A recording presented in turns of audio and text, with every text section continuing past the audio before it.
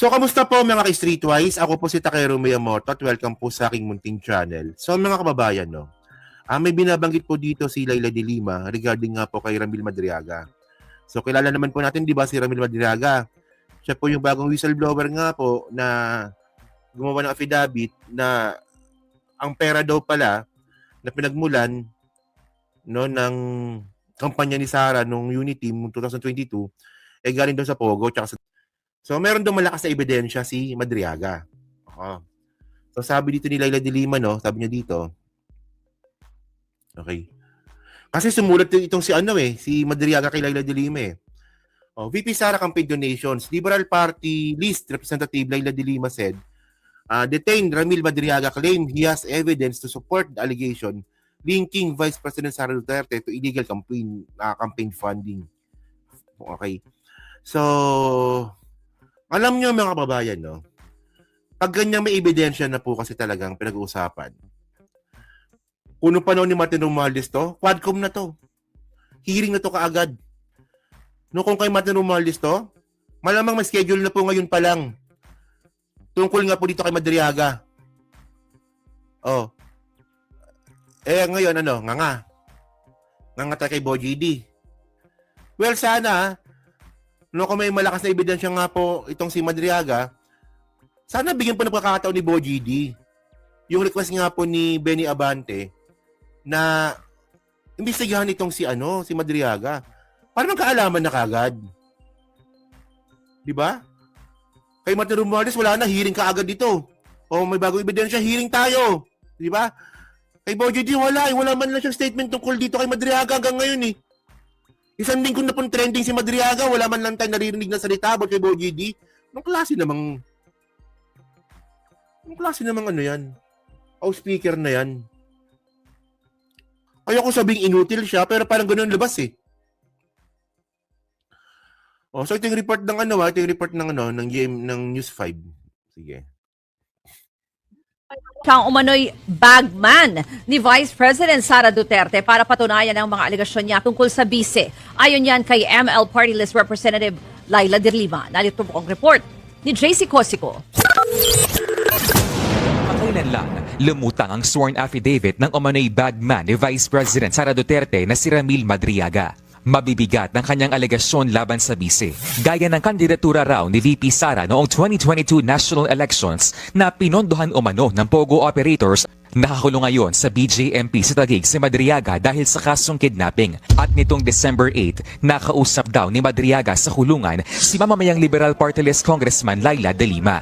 Ayon kay de Lima, sinabi ni Madriaga na pinuntahan siya ni de Lima pala? Tama ba narinig ko? Nakita sila ni de Lima at si Madriaga sa kulungan. So, pinuntahan siya ni de Lima. Okay. mayroon siyang mga ebidensya na magpapatunay sa kanyang mga alegasyon laban sa bise. I asked him, meron ka ba na katunayan, mga ebidensya na magsusuporta dito sa mga alegasyon na may tumawag sa iyo, maski mismo nga si dating Pangulo tumatawag sa iyo, maski si VP Sara tumatawag sa iyo, itong Colonel Nolasco tumatawag sa iyo na instruction ito, i-deliver mo ito, etc., etc. Ang sabi niya, meron daw siya na ebidensya. Bago nito, nakatanggap daw si de Lima ng sulat mula kay Madriaga. May petsa itong November 17. Ipinadala raw ito ni Madriaga kay de Lima sa pamamagitan ng kanyang abogado na si Attorney Raymond Palad. Dito, nagpapatulong daw si Madriaga sa kanyang mga kaso. Na ang sinasabi niya sa kanyang letter ay ginigipit lang daw niya siya dahil sa kanyang mga naging akusasyon laban kay Attorney Harry Roque. Ang sinasabi niya sa kanyang letter is that dahil meron siyang sinampang kaso about land grabbing somewhere in Mariveles, Bataan. Malamang kaya ayaw umuwi ni Harry Roque. Kasi mukhang masasampal siya ni Sara dito.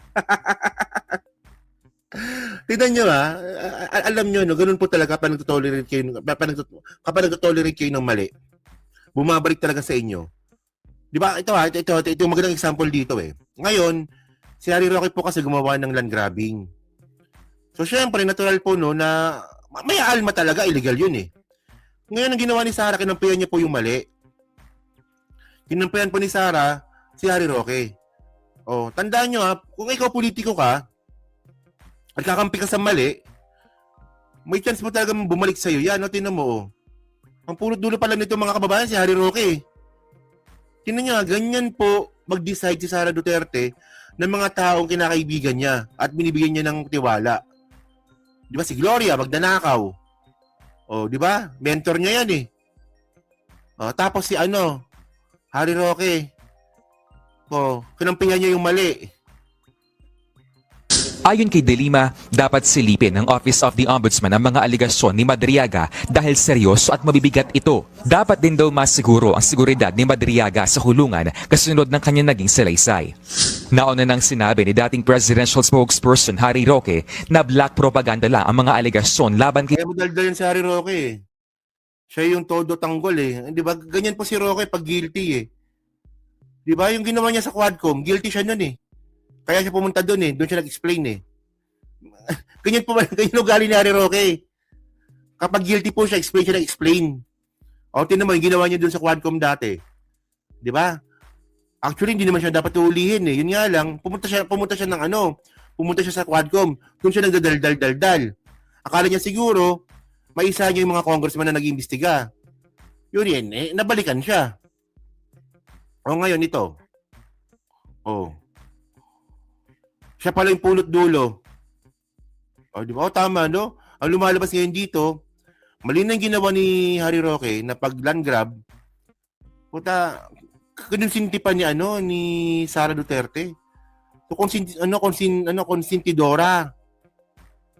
Oh. VP Sara. Posibleng ginagamit lang daw si Madriaga ng mga gustong siraan ng bise.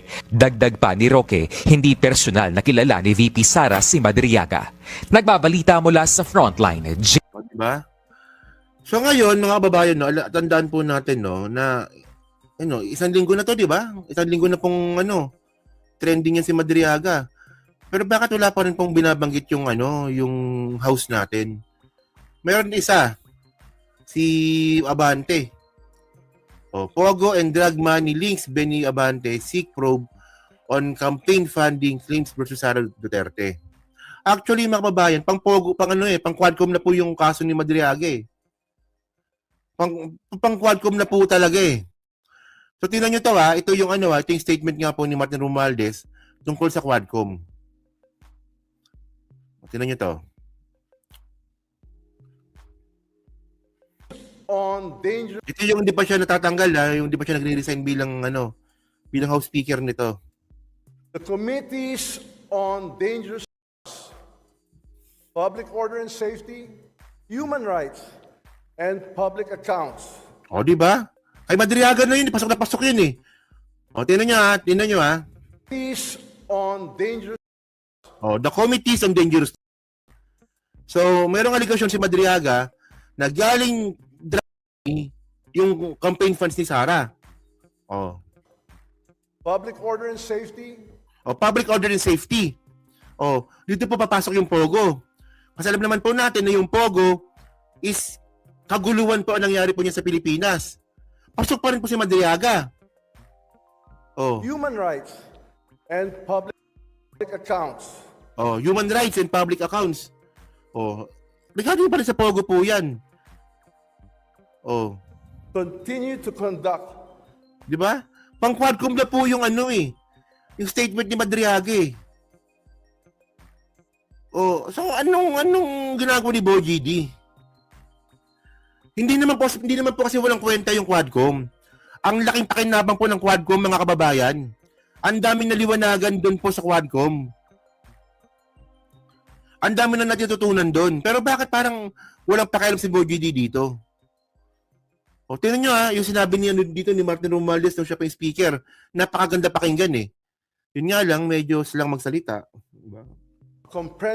Comprehensive joint inquiry into several intertwining public issues such as illegal Philippine offshore gambling operators, POGOs, dangerous extrajudicial killings, EJKs, human trafficking, and human rights violations. The congressional-wide inquiry, now known by our people as the Quadcom, aims to uncover the truth and identify the perpetrators of those illicit activities, obtain justice for the victims and their respective families, and most importantly, to ferret out the deficiencies and flaws in our existing laws and legislate the appropriate remedies. Ayan na. Alam naman po natin kung bakit nagkakaroon po ng hearing sa House. Hindi naman to conviction.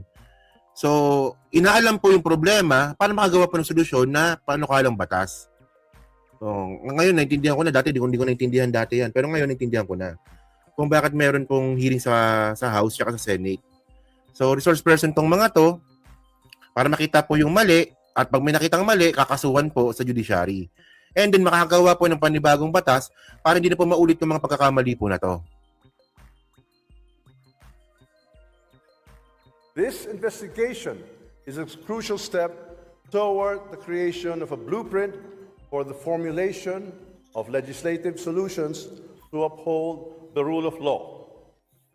Criminals have no place in our society, Correct. and we are leaving no stone unturned to preserve the peace and security in our country.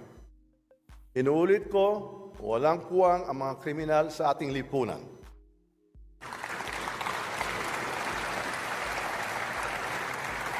Hindi natin papayagan na maghari ang mga Panginoon at alagad ng kadiliman at kasamaan sa ating bansa. O, di ba? O. Kung nagawa po dati ni Martin Romualdez yan, bakit po kay Bogie D, wala tayong naririnig?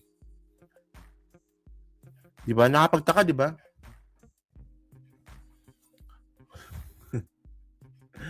So ngayon actually trending po ngayon yung Quadcom 2.0. At tandaan po natin nung pagpasok nga po ng 20th Congress, si Martin pa rin po yung di ba, yung House Speaker noon. Isa po 'yan sa mga pinangako niya. Tuloy ang Quadcom. Ang tanong dito, bakit lahat nila ng hearing pinatigil ni Bogie D? O yung Quadcom pinatigil ni Bogie D? Yung Tricom pinatigil din ni Bogie D? Pati yung investigation ng infrastructure, pinatigil din ni Bogie D. Tamad naman nito, no? Sasayang kasi may testigo eh. Sayang yung sasabihin ng testigo at kailangan malaman ng taong bayan to. Ano ba? Ano ba si Bogie D? Para ba sa bayan ba to o para kay Sara? Di ba? So yun mga kababayan, so kayo po, masabi nyo nga po dito sa